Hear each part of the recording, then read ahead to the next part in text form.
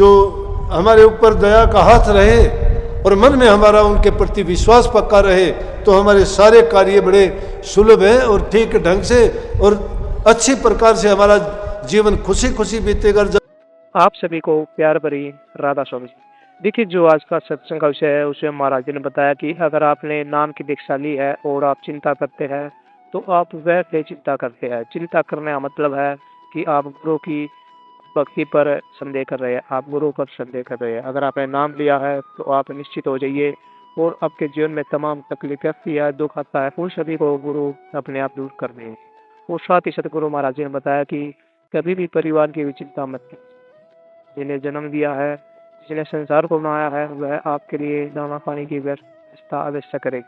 और साथ ही सतगुरु महाराज जी ने बताया कि बुरे कर्म मत कीजिए, हमेशा अच्छा कीजिए, हमेशा नाम का सुमरण कीजिए। नाम ही आपके लिए कल्याणकारी है, नाम ही आपके जीवन को सार्थक बनाता है। तो चलिए आपका कीमती समय सत्संग को शुरू करते हैं। कृपया सत्संग को पूरा सुनकर पुण्य भागीदार अवश्य। इसलिए सब कुछ भूलो, नाम को ना भूला करो, मालिक को ना भूला करो, उनके दिए हुए नाम का सुमरण किया करो। चलते फिरते उठते बैठते जब कोई काम नहीं है, कुछ दिन का ही तो अभ्यास है ये, थोड़े समय के लिए उस नाम का सुमरण करके देखो, फिर तो मैं कहता हूँ अगर सपने में भी तुम्हें ख्याल आएगा तो नाम का आएगा, रात में भी तुम्हें जाग आएगी तो तुम्हें नाम याद आएगा, कोई भी कष्ट दुख आएगा तो आपको हाय मर गया ये नहीं, अब तो कोई आता है तो कोई मर गया, हे माँ। जिसको याद करते हो, जिसको प्यार करते हो, वही याद आता है कि नहीं आता। लेकिन जब गुरु का चिंतन और सुमरण मन में हो जाएगा तो वही याद आएगा। गुरु के नाम को याद करोगे तो वो याद आएगा। इसलिए मन की भावनाओं को बदलो, विचारों को बदलो, हृदय को पवित्र बनाओ। पवित्र हृदय में ही वो नाम इतना पवित्र है, ठहर सकता है। जब हृदय पवित्र नहीं है, खुद ही को छोड़ के बेखुदी का प्याला पीना सीखो। दूसरे के हित की बात करोगे, तुम्हें अपना भला करने की जरूरत नहीं, लौट के तुम्हारे पास भलाई आएगी। तुम अगर प्यार चाहते हो प्यार मिलेगा, इज्जत चाहते हो इज्जत मिलेगी, और अगर तुम शांति चाहते हो तो शांति मिलेगी। ये सारी चीज़ें तुम्हारे हृदय के अंदर पैदा होती हैं।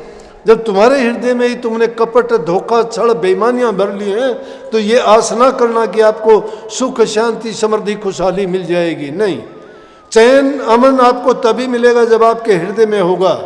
बीज जैसा बोओगे फसल वैसी काटनी पड़ेगी। नाम का बीज बोते रहो। नाम में जो गुण अभी मैंने बताए कि वो तो जहर को भी हजम कर लेगा, उजड़ती आग में भी आपके घर को बचा लेगा, आपकी छोटी मोटी उम्र में भी आपको प्रगट होके वो तरीका बता के तुम्हारा कल्याण कर देगा। और अगर तुम जहर को पी भी लोगे तो भी तुम्हारा बाढ़ भी बांका नहीं होगा। जाको राखे साइया मार सके ना कोई, बाढ़ न बांका कर सके जो जुग बैरी होए।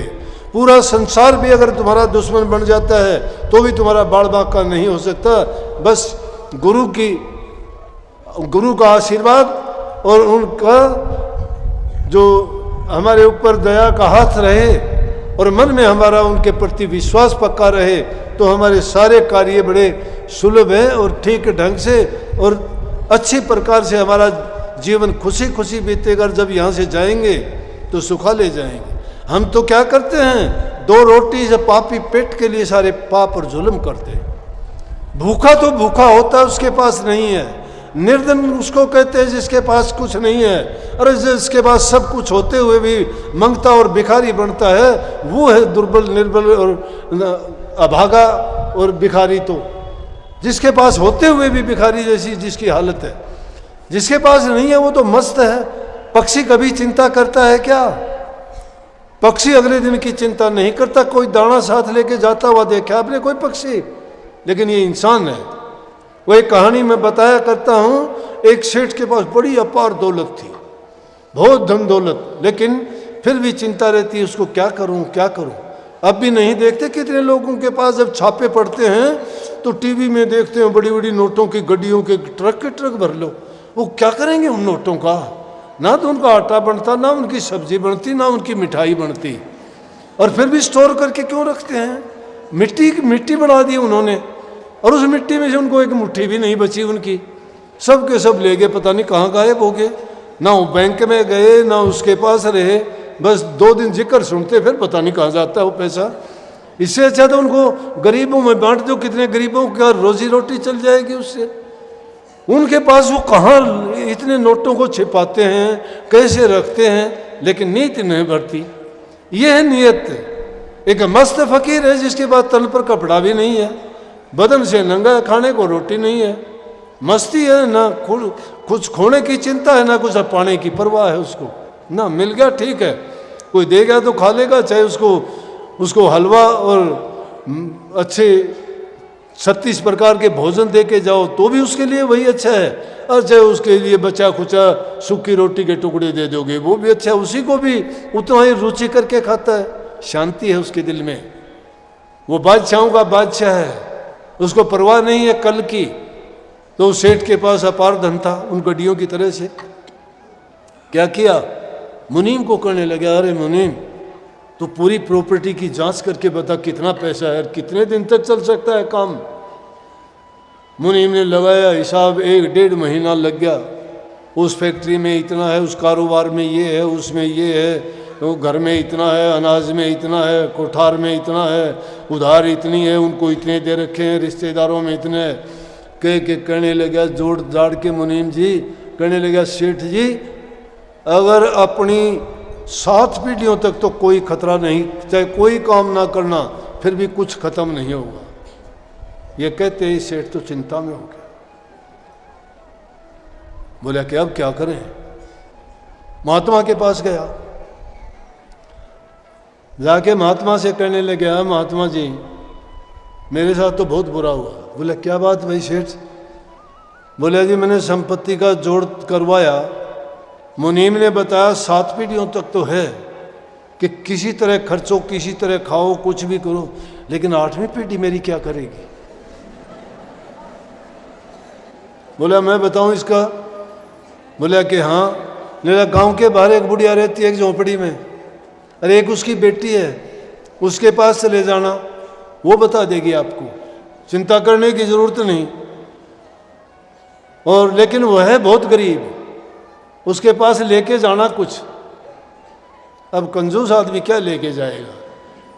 वो 2 किलो आटा लेके चल दिया, चलो भूखी है खुश हो जाएगी 2 किलो आटा में। और सेठ लोगों के लिए क्या है कि 2 किलो आटा तो ऊँट के मुंह में जीरा है, कुछ भी नहीं। लेकिन वो भी ऐसा कि चलो उसमें कई दिन का पुराना था कि वो दे देंगे। सेठ 2 किलो आटा लिया, पहुंचा बुढ़िया के पास और जाके प्रणाम किया, माता जी राम राम। बोली राम राम बेटा राम राम। बोला कि ये लो।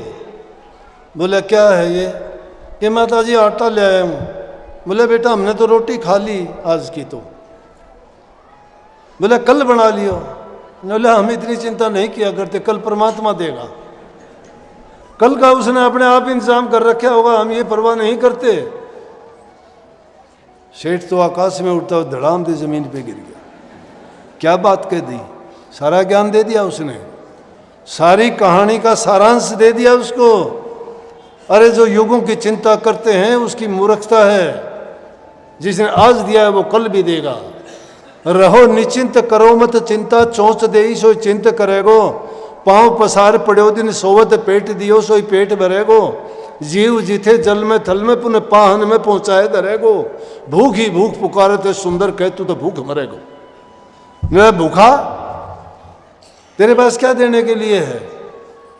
बोला हमें इसकी जरूरत नहीं है, हम परवाह नहीं किया करता, आज का हमारा काम हो गया, कल को परमात्मा हमें अपने आप देगा।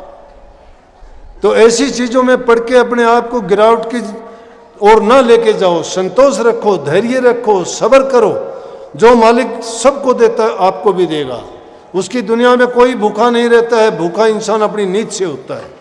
अपनी नीयत को सच्ची रखो और सच्चे बन के जब काम करोगे वो आपकी संभाल करता रहेगा, हर प्रकार से करेगा। लेकिन नीयत जब खोटी हो जाती है तो फिर जो है इंतज़ार करते रहना और फिर धोखे से उसको बुलाते रहना, फिर नहीं आएगा। पता है उसको, वो आपको मन की जानता है, सब समझता है। इसलिए उसको याद किया करो, जो नाम आपको मिला उस नाम की कमाई किया करो। ध्यान नहीं कर सकते तो सुमन खूब किया करो। सुमन जो करेगा वो ध्यान जरूर करेगा, या और बता दूंगा। इसलिए कहता हूँ मैं, जो क्यों, और मैं कह दूँ कि पानी बेशक ना पीना, रोटी खाया करो। रोटी खाओगे पानी पियोगे, रोटी मांग लेगी, पानी मांगेगी नहीं मांगेगी। इसलिए सुमन करोगे तो ध्यान करना ही पड़े, ध्यान अपने आप जाएगा। जिस चीज का नाम लोगे उसके सारे गुण आपके मन में आ जाएंगे, आएंगे ना। रसगुल्ले का नाम लेते ही मुंह मीठा हो गया कि नहीं, गुण आ गया उसका। इसलिए नाम में ये सारी शक्तियां हैं। उस नाम को अपना सब कुछ मान के अपने मन से मीठा बोलो, नाम का सुमन करो, अच्छे विचार अच्छा चिंतन करो, जबान से मीठा बोलो, तन से सेवा करो, दीन गरीब की दुखी की तन से मन से और धन से, जैसे भी तुम्हारे से हो सकता है पर उपकार और भलाई का काम करो।